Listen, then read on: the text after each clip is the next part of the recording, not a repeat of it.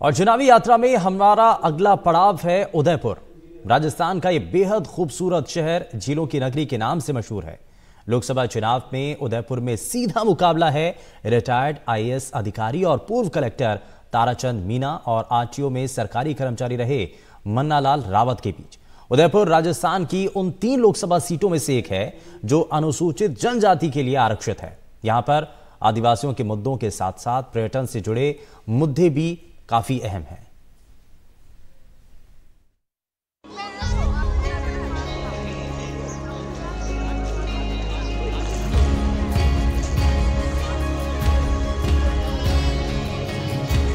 झीलों की नगरी उदयपुर, इसका प्राकृतिक सौंदर्य, छोटे छोटे गलियारे जहां बसे हैं महल और हवेलियां, सैलानियों का मन मोह लेती हैं।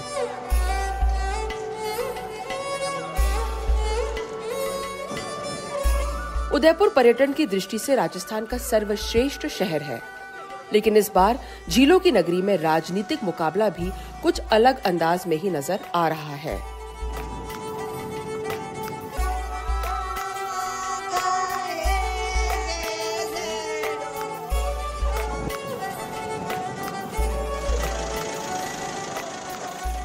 मन्नालाल रावत ट्रांसपोर्ट डिपार्टमेंट में अफसर रह चुके हैं, लेकिन अब उदयपुर में भाजपा के उम्मीदवार हैं और कुछ अलग अंदाज में वो लोगों के बीच चुनाव प्रचार कर रहे हैं।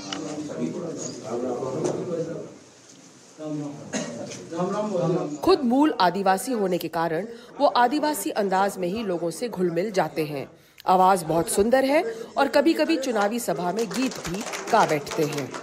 आवे जड़ने राम राम, अजी जावे जड़ने राम राम, रास्ता में मिल जो राम राम, गेला में मिल जो राम राम, अजी राम राम हो राम राम, फिर मिलांगा राम राम, फिर मिलांगा राम।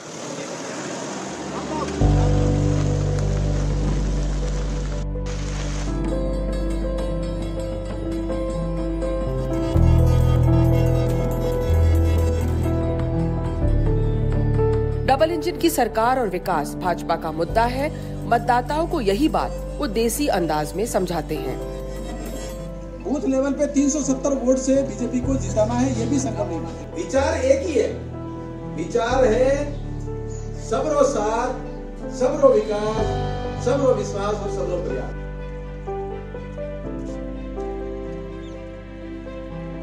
उदयपुर लोकसभा क्षेत्र का काफी बड़ा हिस्सा आदिवासी आंचल में आता है और यहाँ रोजगार और शिक्षा से जुड़े मुद्दे अहम हैं।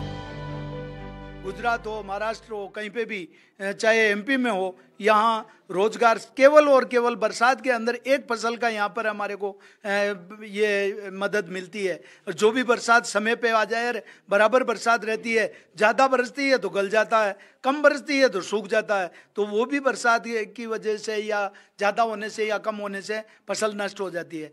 तो हमारे यहाँ से लोग बाग बेचारे उदयपुर जाकर मजदूरी करें, क्योंकि वहाँ घर को भी देखना पड़ता है, और जिसके परिवार में 2 मेंबर ज़्यादा है तो वो बेचारा गुजरात में या महाराष्ट्र में, एमपी में जाके अपना गुजारा करने के लिए वो मजदूरी करता। मकसद यही रहेगा कि इस ट्राइबल के अंदर हम कोई न कोई ऐसा रोजगार की योजना बनाएं। मोदी जी से भी बात करनी पड़ेगी, हमारा एमपी साहब जीतना तय है।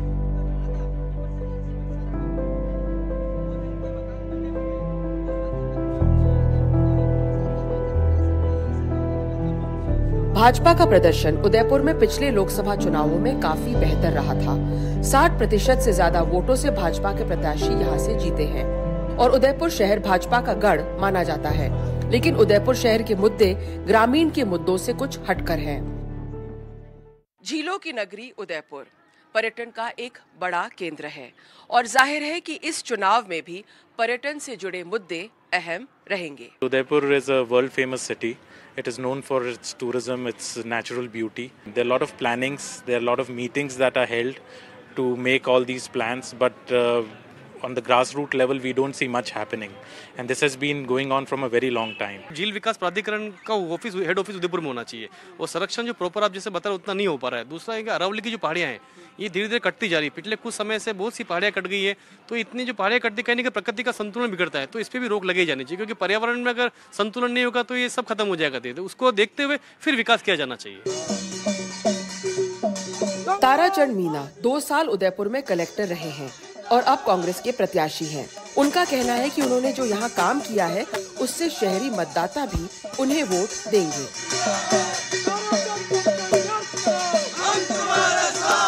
हमारे आदिवासी भाइयों को आगे बढ़ाने के लिए भी मैंने बहुत काम किया और सभी वर्गों के लिए बहुत बड़ा काम किया, चाहे शहरी क्षेत्र में हो, ग्रामीण क्षेत्र में हो। आपके कई कैंपों में मैं आया हूँ। कांग्रेस पार्टी की हमारी हमेशा सोच रहती है विकास के काम कराए जाए।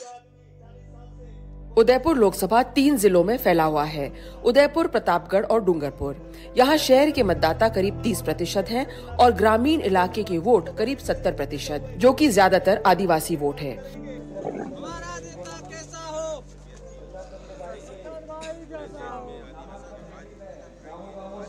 ऐसे में एक आदिवासी पहचान की पार्टी बाप दोनों कांग्रेस और भाजपा को टक्कर दे रही है। उदयपुर लोकसभा से 31 साल के प्रकाश पहली बार लोकसभा चुनाव लड़ रहे हैं। अपने गांव के सरपंच थे, लेकिन अब बाप के लोकसभा उम्मीदवार हैं। पहली बार त्रिकोणीय मुकाबला है और त्रिकोणीय मुकाबला नहीं, हम पूरे विश्वास के साथ कहते हैं। ये जो हमारे आसपास में सारे कार्यकर्ता खड़े हैं, इनका पूरा विश्वास है और हम ये सीट निश्चित तौर पे जीत रहे हैं। साथ ही आपने कहा हमारा वोट शेयर बढ़ रहा है। हमारा वोट शेयर इसलिए बढ़ रहा है कि ये जो युवा हैं उनको विश्वास है कि हम युवाओं की आवाज सदन तक पहुंचाएंगे, हम चुनाव भी जीतेंगे और युवाओं का विश्वास भी जीतेंगे। उदयपुर की लोकसभा सीट अनुसूचित जनजाति के लिए आरक्षित है। इस लोकसभा सीट के अंदर जो 8 विधानसभाएं आती हैं, उसमें से 5 बीजेपी के पास है, सिर्फ 1 कांग्रेस के हाथ में है और 2 भारतीय आदिवासी पार्टी के पास में है। जो उदयपुर शहर है वो ज्यादातर सैफरन पार्टी को वोट देता आया है, यानी कि बीजेपी को जिताता आया है। तो चुनौती जो है वो है रूरल यानी कि ग्रामीण वोटों को लेकर। ऐसे में भाजपा ने यहाँ सेंध तो मारी ही है, लेकिन कांग्रेस अब अपने पारंपरिक वोट बैंक पर काबिज रहने की कोशिश कर रही है। तो दूसरी ओर भारतीय आदिवासी पार्टी की यहाँ एंट्री मारने से ये मुकाबला त्रिकोणीय हो गया है। उदयपुर से कैमरा पर्सन सुशील कुमार के साथ हर्षा कुमारी सिंह, NDTV।